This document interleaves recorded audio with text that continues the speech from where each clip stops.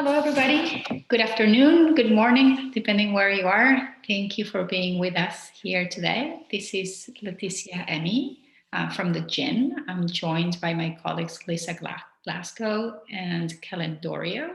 And today we have the pleasure to be joined by three great speakers. We have Dr. Sam Lacey from CDC Group, Ann Arbola from FinnFund, and Raghu Talluri from LoadShare. We have a great session planned for today. We are going to be doing a deep dive into the quality jobs theme and focus on how investors and enterprises can leverage worker voice to enhance their decision-making. We will start with Sam from CDC Group, who will provide an introduction to the topic and really tell us more about why it is important and, more important, critical to incorporate stakeholder voice and how technology can help us do it. We'll then move to Ann from FinnFund, who will tell us about a project, a pilot project that they run to collect decent work and related data. Mute that person. A project that FinnFund ran to collect decent work and poverty-related data with an environmental and social and diversity and inclusion lens. And last but not least, we're going to move to Raghu Talluri, who is going to tell us, his perspective from the enterprise side on why it is critical for them to leverage and incorporate worker voice and share the results of a survey that they conducted. After that, we'll open to Q&A. We know we have a lot of content, but we also want to make sure this session is dynamic and we have plenty of time to exchange with all of you. So as you know, you're familiar with how our webinars work.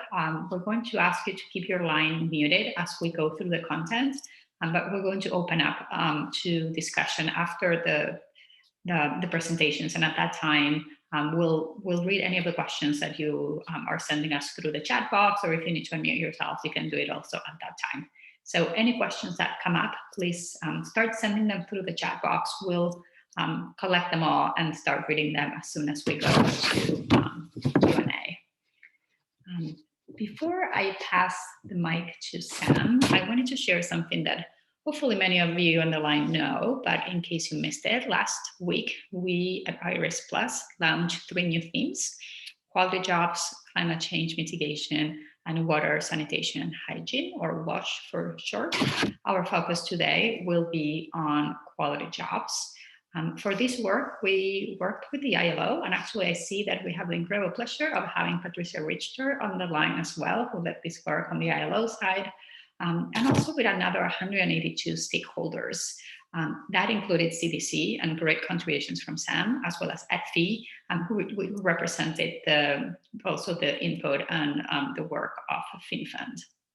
So a little bit on our quality job strategic goals. As you may know, each Iris Plus theme includes the most common strategies, or we can call them also strategic goals, that investors use in each theme, in strategic jobs, quality jobs, to achieve their goals. And each of these strategic goals is provided together with a core set of metrics, or core metric sets, an evidence-based, third-party resources, and a wealth of evidence, research that you can use to better understand what is the scale of the problem, who's typically affected, and whatnot. So for our quality jobs themes, the strategic goals that we have now in Iris Plus include improving job skills for the future, improving health and well-being across the workforce, increasing job security and stability for workers in precarious employment, improving earnings and wealth through employment and entrepreneurship, particularly for disadvantaged and excluded groups, and improving rights, respect, and cooperation in the workplace. So I'm excited to pass the mic soon to Sam, who will help us bring into reality and practice, and what does it look like in practice when investors are actually working with a quality jobs lens in mind. With that, Sam, the floor is all yours. Thank you very much, Leticia, and lovely to have the opportunity to speak to you all. If you could move on to the next slide, please. So I wanted to first pause on, why would we engage with workers at all? Now, I'm hoping that as IRIS Plus stakeholders, I don't have to sort of sell the benefits of job quality too much, but I think if we're coming at job quality from a development impact perspective, we might be thinking about SDG 8 and what impact a job has on people who work in a company. If you're coming at it more from an environmental and social perspective, then you might have done a lot of work with investee companies to improve their policies and their processes and make sure that they've implemented robust HR systems and grievance mechanisms. But I think what workforce engagement gives us is an opportunity to turn sort of numbers on spreadsheets into real people. And that benefits everybody in the ecosystem. It benefits the workers themselves. They obviously have an opportunity to raise their concerns and to be heard and have their concerns addressed. It benefits companies because it really builds on, you might have been doing as a company some great work to implement new policies and procedures to improve the attraction and retention of your staff. But what you don't necessarily know is how well that's being implemented in practice, whether it's reaching the people that you intended it to reach, and whether or not it's actually addressing the needs that those workers have. And from an investor perspective, you benefit both from the benefits to the workers, particularly if you're an impact investor, you get improved insights into the development impact that you're having. As an investor from the commercial side, your portfolio companies are then better managed, more productive, have better risk management, and also you're better able to triangulate information that's coming from management and get insights into whether policies and processes are implemented. And I think all of these benefits come from the fact that you're turning workers from numbers in a spreadsheet into real people, people that have aspirations, people that have needs, people that have concerns, because you understand, or you're getting a better understanding of their lived experience. And therefore, companies and their investors are better able to target the efforts that they make to improve job quality for those workers, because they understand those workers better, who they are and what they need. If you could go into the, and actually one more point on this slide. I think there's a couple of different ways you can approach worker surveys as an investor. You can use them in a similar way to how they're used in supply chains by the brands, as more of a kind of additional audit type tool, where they're a requirement and they're kind of imposed on businesses. But I think as investors, certainly the approach that we would advocate would be working more closely in partnership with management and empowering management to hear from their own workers, and empowering management to build a stronger relationship with their workforce and a two-way dialogue, because I think then you get a lot more of the win-wins from the companies themselves being better engaged with their workers, rather than just using it as an audit tool. Next slide, please. So why using mobile technology? So the paper that we've produced that I think you'll get a link to subsequently is not just about any surveys, but about the growth in mobile technology enabled surveys. So there's 4 key reasons.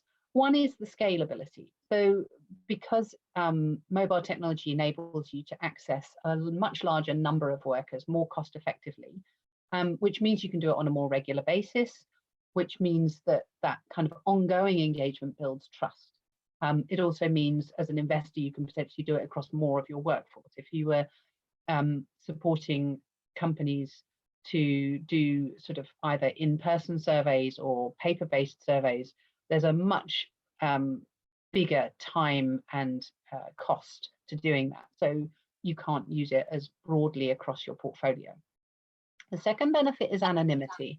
So the fact that, I mean, it depends on the technology you use, but the tech platforms can be designed to completely protect the anonymity of respondents, which can encourage participation by those who might be unable or unwilling to make use of grievance mechanisms, either because of language barriers or because they're concerned about retribution.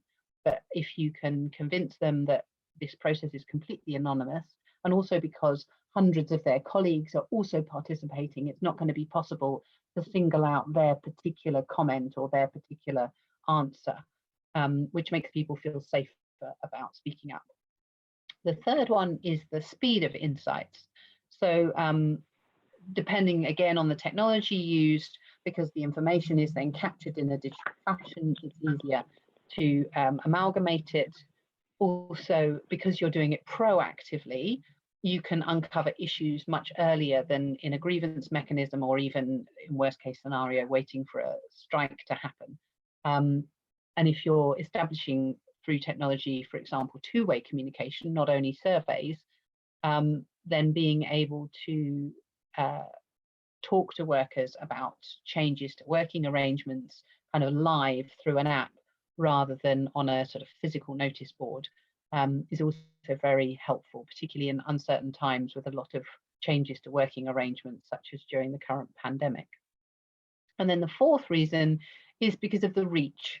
Now, depending on the geography where you invest and the sectors, there may be language, time, or logistical challenges to engaging with a broad cross-section of workers. If you have shift workers, then the people running your survey may not necessarily be available in the middle of the night when the shift workers are working, or if you're investing in a very rural, remote area. But mobile surveys enable you to overcome those challenges, which means that you can engage with a broader cross-section of the workforce. And interestingly, and Anne from FinnFunds is going to tell us more about this later, you can even reach those who don't have mobiles if you use the right technology. But I'll let Anne explain how that works later on. Next slide, please. So another point that I really wanted to communicate is that we're not advocating worker surveys as a replacement for all of the other things that investors do to understand job quality and to understand labour rights. I think it's a very, very useful tool in our toolbox that overcomes a number of the limitations of some of the other techniques that we use. So, for example, document reviews are great because they're efficient and cost effective. You can use them across the whole portfolio, but they're reliant on company generated data. Standard site visits, also great because you get someone to go out in person, see the situation on the ground, but it can often be hard to uncover labour issues. In the time frame that they've got, the ESG consultants may not be labour specialists, and they probably won't have time to speak to a broad cross-section of the workforce. They may just speak to a small number of individuals who therefore may not feel comfortable speaking up. Company grievance mechanisms, obviously an essential part of our toolkit, but again limited because workers may not trust the grievance mechanism, may be worried about retribution, and there may be accessibility language issues depending on how they're set up. Finally, I think la creme de la creme of engaging with workers is paying for a labour specialist to go out on a site visit, but that has obvious time and cost implications. So I think worker surveys give us a really useful tool where we can proactively collect data from workers to verify implementation of policies, uncover issues before they become too difficult to handle, to triangulate information we're getting from other sources, and to encourage workers to speak up, and also to improve, as I said before, the engagement and understanding between management and workers, and therefore improve management's ability to reduce staff turnover and improve workforce productivity and engagement. Next slide, please. Next, yeah, thank you. I just wanted to very briefly, and you'll see this from the examples that we go into today, explain that worker surveys aren't a one-size-fits-all. There's very much a spectrum with pros and cons of the different approaches, and I think each investor in each circumstance that they're trying to deal with needs to pick from that spectrum of providers and of approaches. So you'll hear today from FinnFund, who've developed somewhat of a, it's not a completely standardized worker survey, but something more of a standardized worker survey that they can then use on a large proportion of their portfolio.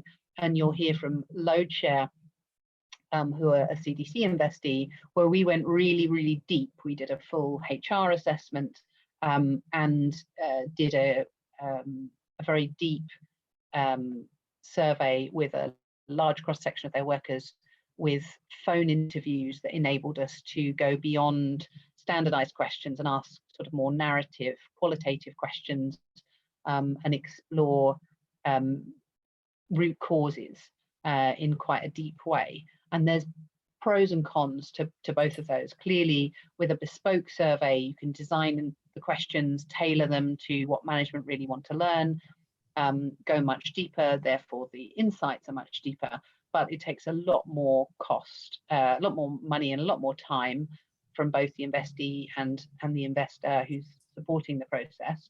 On the other hand, with a standardized worker survey, it can be lighter touch, quicker, more cost efficient to roll out, and therefore be used across a larger proportion of the portfolio. And management, if they're kind of lighter touch, can potentially take that technology on board themselves and use it on an ongoing basis. So there's different horses for courses, basically, and different approaches can be taken. Next slide, please. So the final point that I wanted to make is that worker voice technology isn't only about investors sort of instigating a tool with their investees.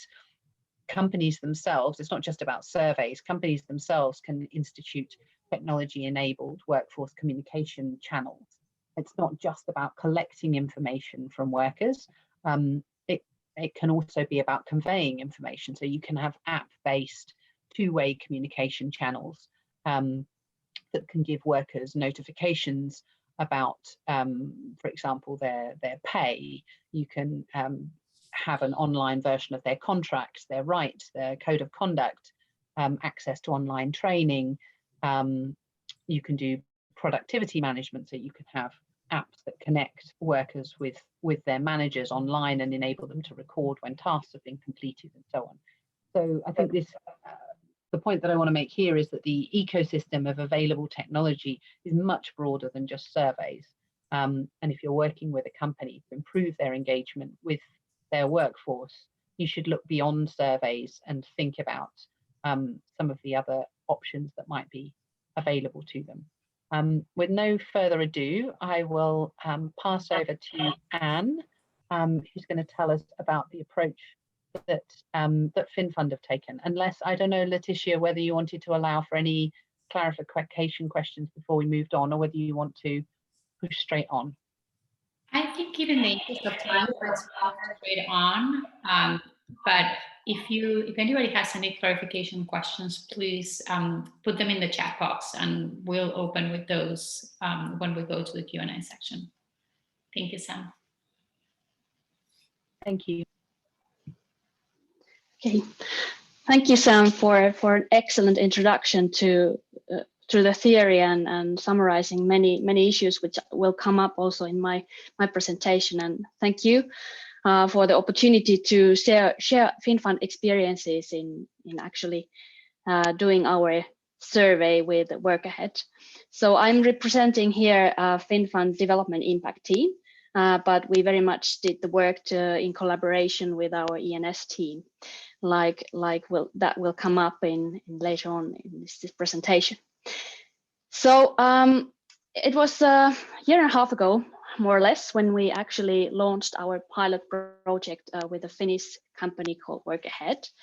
And that our intention in launching that pilot was actually to get us some kind of reach to the impacts, the indirect impacts and wider impacts of our investments, which we very rarely have a good data about unless we do detailed evaluations or such studies. And we, together with the ENS team, we also wanted to find ways how we could reach more people, to triangulate certain issues critical from the ENS perspective. And then we also wanted not only to reach the employees, but also to get a better idea what's happening in companies' supply chains and even in the affected communities in the company operational environment. And in this presentation, I will talk about more of the work ahead pilot, which was based on a mobile app, but we've done also similar work Sam has been doing where in terms of doing the mobile kind of more call-based surveys with 60 decibels. So next slide, please. So what we then did, we targeted, actually we handpicked a few companies on a willing participant basis from our portfolio. And we decided to focus on agri and forestry sectors because those are strategically important for FinnFund and are significant sectors in our portfolio. And we had two investee companies where we are presently investing in, one in Zambia in agribusiness and another one in Tanzania in forestry. And then we also tested the method in a DD process with a company operating in agro-processing in Afghanistan. And in Zambia, we actually did only the employee surveys, and in Tanzania, we focused on the outgrowers and the communities which are nearby the company forest plantations. Next slide, please. So in practice, once we had agreed with the companies what to do, we developed a set of questions in collaboration with the company and the work ahead, and then translated the questions to local languages, which were spoken on in the areas of operation. And then work ahead produced short videos, which took some 7 to 12 minutes in those local languages. And then we trained the teams to actually do the field work and carry out the surveys, facilitate the survey process. And because of the COVID, that meant that we couldn't travel to the sites, to the countries, and neither could work ahead teams. So it meant that we actually had to remote train the facilitators with the video. And in the Tanzanian Zambian case, the company ENS and corporate social responsibility teams or human resources teams were responsible for doing the actual work in the field to facilitating the surveys. And in Afghanistan, we trained the ENS consultant doing the ESDD field work to facilitate the surveys in the factory. And then as a practical tool, we also established WhatsApp groups so that we could, and especially work ahead team could, during the field work, also answer immediate questions arising from the process and assist when help was needed. And once surveys were complete, that varied a bit. Depending on the companies. In Zambia, the process was quite lengthy because there were actually some outbreaks of the COVID-19 in the areas during the process. So it was longer than we expected. But once all the surveys are done, then the results, they become available within a couple of days, actually. So the data is uploaded in a cloud server by the facilitators once they have an internet connection, and then the results will be analyzed immediately. And actually something I forgot to mention earlier is that, for example, these ladies here, the phones they are using, the smartphones, they are not their own. So those survey teams, they had a few mobile phones, smartphones or tablets in their use, which had the app downloaded in them, and then that phone or tablet was given to the respondents, again strengthening the kind of the anonymity of the survey, in that sense that nobody had to use their own phone, which could somehow link to the answers they've given. And because this was video based, it meant that the respondents, they don't need to even know how to read or write. So the survey is very simple. You can pick your answers based on the symbols shown on the screen, and it's very intuitive to work with, as it proved when we carried out the surveys. And then once the surveys were complete, Work Ahead organized first a kind of feedback session with the companies before giving the results even for us, because we felt that this is something which again strengthens the confidence of the companies, because there might be some sensitivities in the findings coming out of the studies. Next slide, please. So the type of questions we included in the survey, they were, like I said, a combination of ENS questions and then the impact questions, trying to really have a sense what's happening indirectly because of our investments. And the questions, of course, they had the general background just to understand the socioeconomics of the respondents.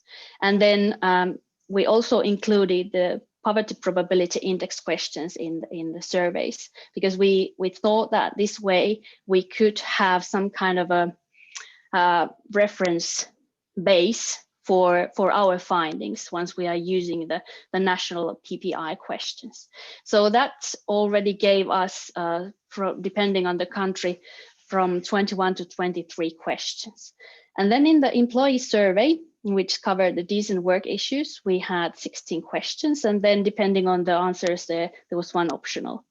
And the topics covered, they included, for example, working hours, the contracts, how they feel about management, how they see the health and safety being organized in their company, also equality and harassment issues, complaints procedures, and in general, how do they feel about working in the company? What's their motivation, and how do they value the employer? And in the outcrower survey, we had 10 basic questions and then 11 optional, depending on the first answers given. And the topics covered, they were the tree growing as a business for the respondents, and how do they see the company's impact in general? Is it positive or negative at family level and in community level? And we also try to address women specifically with these questions. Then they assess the support they receive from the company for tree growing specifically, but also for other livelihoods, and how they saw the quality of the support.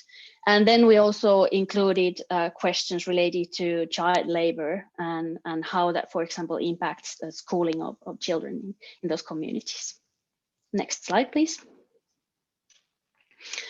And this is just a quick view how the questions looked like for the respondents. So they were very simple, just because of the nature of the application and the survey. And this is how the results were delivered for the company and for us. And we do not have access to the actual raw data, which again is a part of the anonymity, so that we can't, or the company cannot actually identify the respondents, even though the sample sizes may be sometimes even smaller. And if they are very small, then also the Work Ahead methodology is such that it groups answers in a way that you can never identify individuals based on the answers. So a couple of next slides, they just give you an idea of other questions we've asked, so we can have a quick view maybe. So these were about the health and safety in work.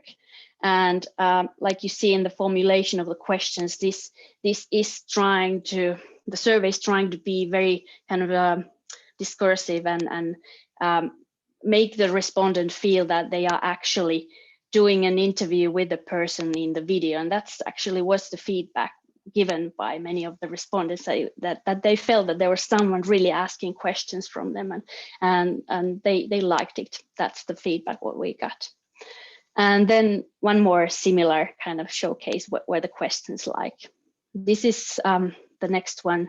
Next slide shows the community outcry survey questions, and the questions that how do the respondents feel about the company's impact on their lives. And as you can see here, it's actually the results show that the company was seen very positively by the respondents. So maybe next slide, so that I won't run out of my time.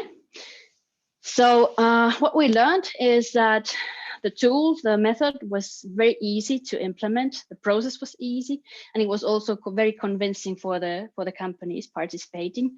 They saw it very positively, and the whole process is very constructive. And they are willing to continue to expand using this method for other sites they operate in. And it was very helpful also for our DD process, because during COVID-19 we couldn't travel. So it provided us an opportunity to test the triangulation method in the very challenging environment in Afghanistan. And that could be even in the future, when we have again more opportunities to travel, be an option if there are locations we are just not allowed to travel. So this gives us an access to be a little bit more hands-on in such areas. And like I said, actually, there is a silver lining in everything. And in this case, the pandemic actually forced Work Ahead and us to develop ways to remote control the surveys.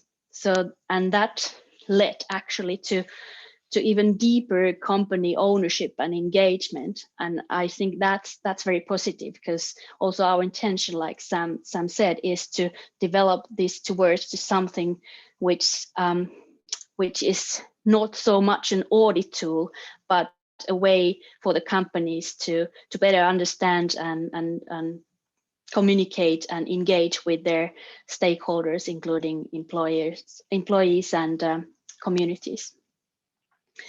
And it's also useful for the scaling up phase, because now there's even less need to travel to the sites we are going to pick up for further surveys.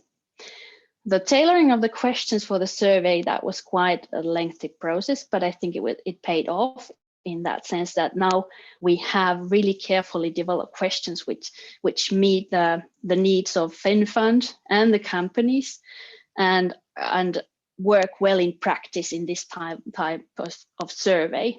So now we are hoping to build on that experience and start scaling up and standardizing the survey questions.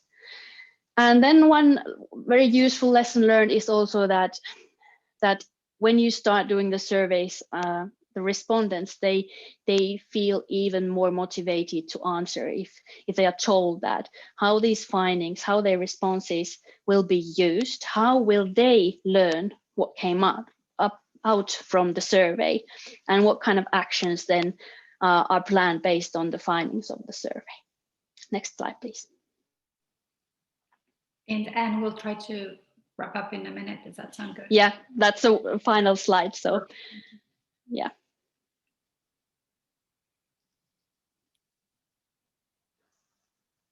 So,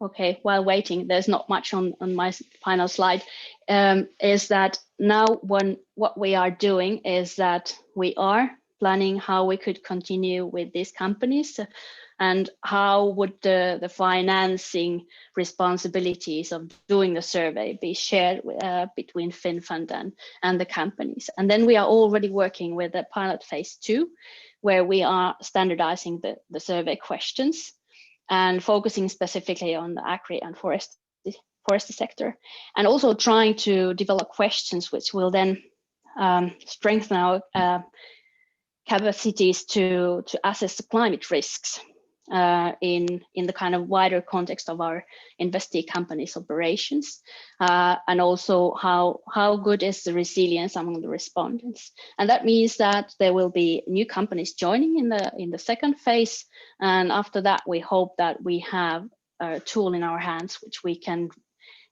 use widely in our portfolio. So thank you very much for your attention, and I hope Raghu has found his way. Yes, yeah, okay. So Raghu, floor is yours. Hey, thank you so much, and thanks for having me. I want to give a slightly different perspective from a portfolio company's angle, who's gone through this worker engagement survey and what benefits and how we went about it and what benefits we got. So, quickly to this is what I wanted to briefly share. I want to give a quick overview to all the listeners about what do we do as LoadShare. Why is worker engagement so important for us, and what's the approach that we use for getting the voice of the frontline over, right? We want to talk a little bit about what insights did this survey generate for us, and what were blind spots that it helped us uncover, and finally what actions are we taking on that, and what's the kind of current status against that. So it's to give you a full view of what's happening, right? So quickly to introduce LoadShare, we are a logistics network. My name is Raghu Talluri. I'm the CEO and founder of LoadShare. We started in 2017, and we are a technology-driven logistics network. We provide last mile logistics, we provide intercity part truckload logistics, and we provide warehousing solutions. One of the biggest differentiators for us has been that we work in some of the most underserved regions in India. As you can see, this is our kind of very high level footprint of locations where we're present in, and you see a very large focus towards the east of India. And east of India, as a few of you might know, is among the setup in India as the more underserved one. And the other interesting part of how we built our business is we basically work with local entrepreneurs. We had a choice of saying, can we also go and set up our own logistics network, build our own hubs, employ our own people directly, or we work with local entrepreneurs who are already present over there and kind of enable them to work better by giving them additional demand, etc.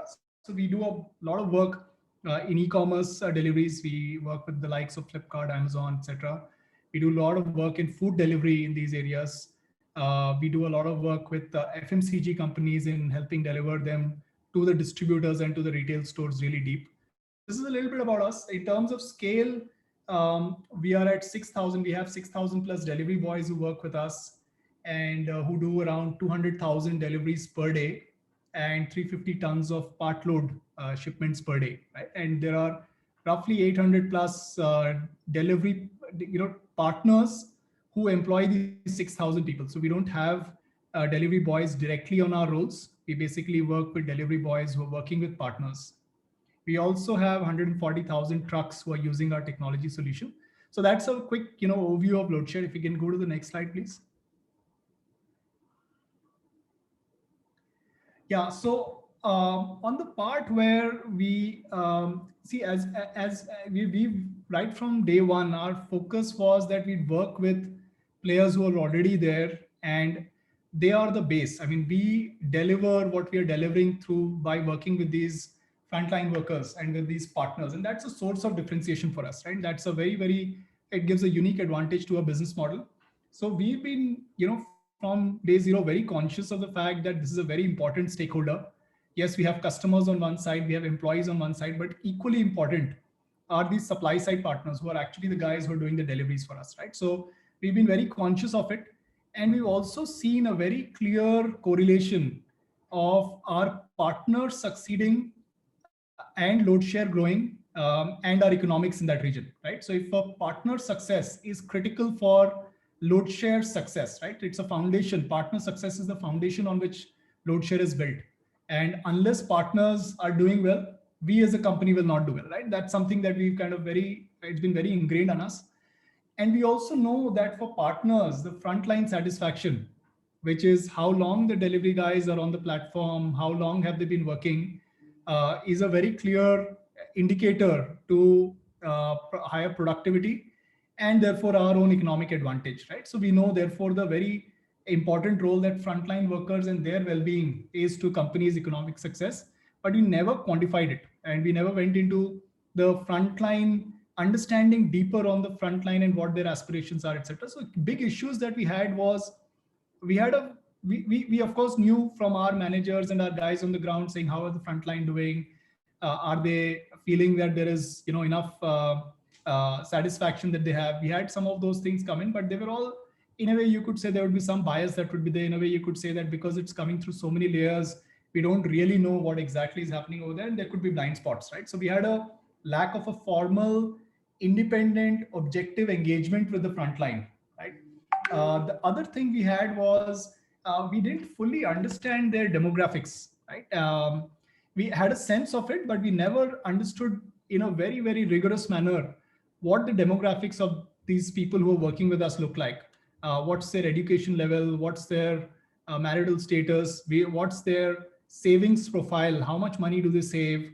How are we adding to their financial security? Some of these things were not very clear for us. And we're also not clear of what do they exactly think of load share and how married to the load share vision are they, right? So these were a bunch of things that we kind of had as issues. And that's when we teamed up with CDC and we said, hey, look, it's worthwhile for us to look at understanding this segment better and therefore solutioning what could be initiatives that increase their well-being, because we know there's a besides the humanitarian aspect, I think there's a very clear vested interest that we have that if they do well, if they're happy with load share, if they're happy as working with us, then we stand to benefit economically, right? So that was and therefore we devised a survey that covered 200, actually 300 plus workers, bunch of, very innovative means. This was all during COVID time. So in person was very difficult or not possible. So we had telephonic plus computer-based surveys, mobile-based surveys, remote focus group discussions. And I think the interesting part that we did is, I think what was very clear is unless the solutions come from the company, facilitated by CDC and the other consulting partner that we had, it would be hard for our frontline to implement them. So we had a very kind of a co-creation approach to developing solutions for the issues that got identified during the survey. If you go next, please. I'm just going to give you some snapshots of what we did and what were the insights that were generated. This is a view where we just asked them for what is your overall satisfaction rating. What is interesting is this is the first time that we ever asked this question in a formal manner, and we got a score, and we could then slice and dice it with saying, okay, which region are people happier, which places are people less happy, which business unit is working well, which business unit is kind of not at the same level of worker satisfaction. And another very important objective of ours was to, if we understand this worker base better, we could also understand what is attracting them to load share and what is kind of the reason why they would not recommend load share to other friends and family to work for, right? And this was a very interesting thing where we got fascinating insights on what is it that they are loving load share for and what is it that they feel we could do better on, right? It's very specific questions. And I think candid answers that we got during this, we kind of were very helpful for us to design the right interventions for us to be a preferred employer for them, or a preferred partner, or a preferred platform for us to, for them to consider working with us for. You can go next, please. Likewise, what came up is the fact that, look, there was no formal grievance redressal mechanism, and that came out as a pain point during these surveys. And again, it's not for the lack of intent from our side, but just that it never came out kind of out in your face that, look, people want a grievance redressal mechanism so that they can air if there are any issues, and for us to kind of objectively and independently solve it without being kind of constrained by what exists in that particular region and that particular manager, supervisor who's working with them. Again, getting a cut by various regions, various business lines really helped us kind of understand what are specific actions that could be taken. If you go next, please. Demographic profile of workers. We had a intuitive sense that, hey, look, our guys would be primarily male. We had a sense that they would be in this particular age profile, but what we kind of missed out is how educated they would be. And this was an interesting aha moment for us, that we figured out that the people who are associated with us doing all the delivery work are perhaps overqualified, right? And that is what is leading them to think of this as a very transitory job, and therefore they would just kind of work for a few months and then move out when they found a better opportunity. And the question that this survey and this finding raised for us was, are we actually hiring the right pool, right? And what again then led us to kind of getting an answer on this is to say, can we actually problem solve why we are attracting this pool and why are we not attracting a pool that is perhaps less educated? We figured out that it's because they don't have access to a bike. And therefore the problem solving from our side was, if we have to get people who are more eligible for this kind of work, can we figure out ways by which we can finance the purchase of a bike for them, right?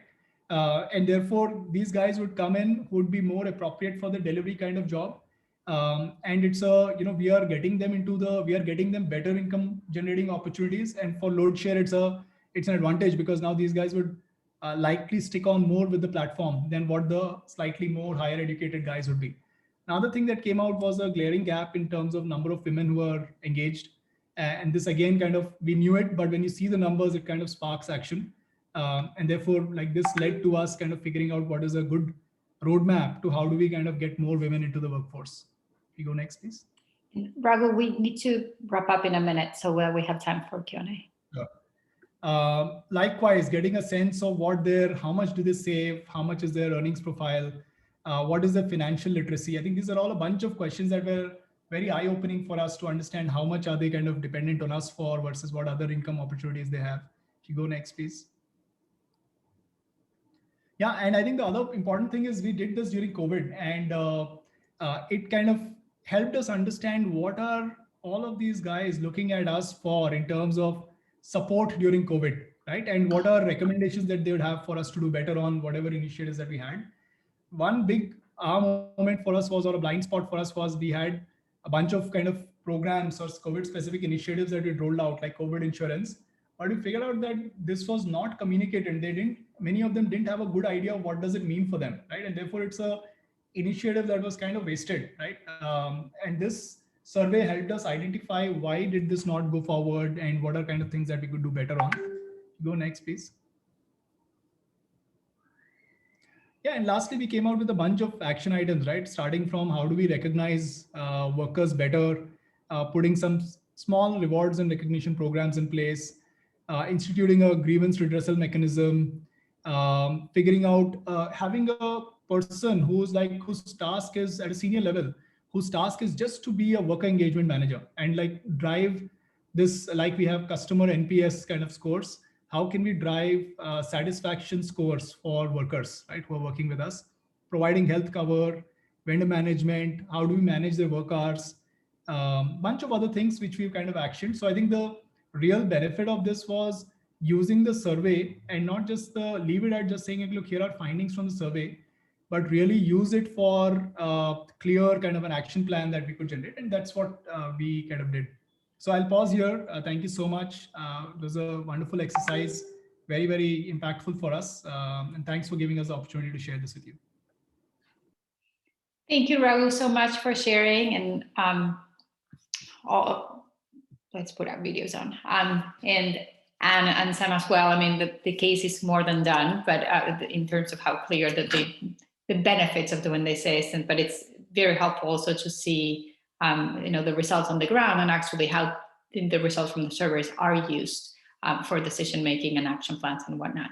We have a couple of questions already in the chat. I'm going to start with those, and anybody else, any other questions that you may have, please jot them down in the chat box, and also we can unmute you to expand on those, but let's start with the chat box first. So Sam, I see you responded to one already, so let's go to that. And then we have another question that I think it applies both to Anne and Raghu. So Sam, the first one for you, it's what role do consultations with target group play in survey questions and development? Thank you. I think this is a really good question, and it's a question that we dive into a little bit in the report. I think in an ideal world, you would definitely involve the target group in the survey design. I think, and it depends what kind of survey you're running, but by maybe involving the workers in the survey design, opening maybe, or you can even just run a mini survey, like a pilot survey with several open-ended questions first, so that you get a sense of what the real issues are, not only the questions that you want to ask. And then you can make sure that those are incorporated into the broader survey. So I think in an ideal process, you would definitely include that. I think there is a little bit of a trade-off between doing sort of several rounds of a process and the kind of time and efficiency and how much of your portfolio, if you're an investor, you can cover with a survey. So there's obviously a trade-off between that and a degree of standardization. A middle ground is to mix multiple choice questions with open-ended questions. So if you don't have time to engage with workers in the design of the survey, you can make sure that you include a few open-ended questions that give people the opportunity to add issues that might be concerning to them that you haven't thought about. Obviously, that's harder if the technology is just multiple choice. It's easier if it's a video or a mobile phone narrative interview. So I hope that answers the question. Thank you. And the other question that I think we'd love to hear both from Raghu and Anne is whether you report back the results of the surveys to respondents. Maybe I could also answer partially to the previous question, in that sense that when we were developing the survey questions for the video survey, we were very much building on the previous experience Work Ahead has in working with different companies, especially in similar sectors we were looking at, and how they had tested, what kind of feedback they've had from the respondents also, because they tend to collect that. And we did that too. We couldn't do it beforehand, but now we have better experience afterwards, even from our companies, because we collected some experience and the kind of the type of questions we asked and the themes we covered. So that helped a bit. And then of course we were building on also the company's experience carrying out different kind of surveys. This was not the first time they did some kind of assessment of their employees or the communities, but this was a new method. So we were building on the previous experience. And reporting back, it's in the hands of the companies. But what we've told, of course, we can't travel to see and confirm the case, but they've said that they will have some kind of a feedback sessions for the employees in the case of Zambia. And also the community officers in the case of Tanzania will give some, they've done already a couple of villages where they've given some kind of a feedback session also for the communities, and the rest will follow later on. So there will be, but the actual how did they do it, we haven't been there, we haven't seen it, but we've told that the findings will be shared with the respondents. Yeah, just to add from our side, the way we've done it is we've not kind of exactly gone back to them with the exact charts and the reports, but we've told them that, look, here is what we are hearing, broad thematically, right? Saying there are people who want a grievance redressal mechanism, who want some other ways of upskilling, etc. So the broad themes we've conveyed back to the respondents. But I think the more important thing that we've done is we've used this to sensitize all our managers and all our frontline managers to say, look, these are issues that are coming up, and these are exact scores and numbers that we've kind of seen in your regions. And therefore, let's be mindful of this, and let's then devise these initiatives that you'll have to roll out for impacting the employee or the frontline satisfaction better, right? So everybody knows that these are the initiatives that are designed. They might not know the exact numbers and the scores of who said what, but broad themes wise, everybody kind of knows what's new, what needs to be done. And the next question is about the response rate and whether you sat with respondents, and not in your case, but maybe the companies, and Raghu in your case, whether you sit with the respondents when they fill out the survey on the phone. Maybe I'll start. Each respondent, they were asked for their consent, that if they wanted to join, if they wanted to answer. I think the rejections rate was very low. There were maybe, in the case of Tanzania, in the communities, 1 or 2 persons telling that they don't want to participate in the survey. And what we heard was more that they felt that they were not comfortable with using the phone, and that might have been the reason. And in the employee survey, we don't know the figures yet because they just closed the final surveys last week. So we are expecting the actual findings from the Zambian case before I can report back. And that's part of the anonymity, that you should not be sitting next to the respondent. They should have their privacy when they do the survey, so that nobody can see which answer, which multiple choice they pick from the screen. So that's really an essential part of carrying out the survey. Of course, like said, there were elderly people, for example, in the villages feeling a bit uncomfortable of using the smartphone first time in their lives. So the first kind of test questions you may have to do with them together, but there are in the beginning of the survey, there are a couple of that type of questions which do not reveal anything personal. It's like testing that, do you like more sun or rain? And you practice with that type of questions. That how does it work? Excellent. We have some great comments on the chat box. The Better Cotton Initiative, for example, is mentioning how they piloted together with a smallholder farm in Pakistan, and during the survey design, they sense check the questions with the field facilitators. And in the future, they would like to have focus groups so that they can make sure that the questions are well understood, especially for minority groups. I see, Raghu, you answered to Carter. We have another question on whether labor unions were consulted on the purpose of the project. Does that apply to any of your cases? Yeah, I can answer that. I think this is done pretty much with giving them a clear picture of what is this going to be used for, right? So it is all transparent, and it is kind of communicated so that there is no gap for people to know what the purpose of this is, or be kind of surprised as to, I signed up for this and you're asking something else.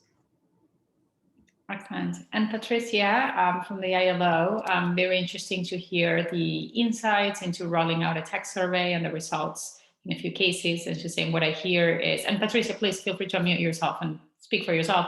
But you know, it's great to have a mix of tech and high-touch engagement, and you cannot replace the genuine ongoing engagement, which would typically be facilitated by workers or representatives. So maybe there's something about to be learned from the financial inclusion industry, where regular staff satisfaction surveys are implemented or have been implemented for many years using different tools, including tech. So Patricia, please feel free to join us and say anything that I missed by reading your, and I know we're at time, but we'd love to have you add. Thanks, Letitia. Super interesting listening. Perhaps really the most interesting learning for me is what type of results you're finding out through these surveys, because there are compliance issues. And this is very interesting for me, because typically these compliance issues should be figured out through ongoing engagement. And I am also putting the investors on the spot here, because that is part of the due diligence process and regular monitoring.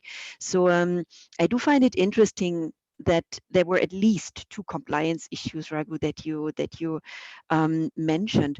So I think the solution is probably not only focusing on tech, which is low touch, translated into management worker relations, but it's actually taking the conversation away from a high touch worker management conversation. So probably the solution or the balance is somewhere in between as an add-on tool. But I would want to put in the focus of these conversations healthy worker management relations that then could make use of such tech surveys to be informed, but not put in the center the tech-based surveys, because they have a purpose. But it's super interesting listening to you, and especially from India, because it is so difficult getting data from India on these issues. So thank you honestly for sharing with us honestly the results. I very much appreciate. Thank you, Patricia. And thank you, Anne, Sam, and Raghu, for these wonderful insights and sharing with us what does this look like in practice. As I think I mentioned when we kicked off, but we have recorded this webinar. So any colleague or friend who was not able to join, we know it's late, especially for you, Raghu, so thank you for joining us so late your time. We'll be posting the link on our website together with the slides. So thank you all again very much, and we'll see you soon. Thanks, everybody. Stay safe. Thank you. Bye. Bye-bye. Thank you.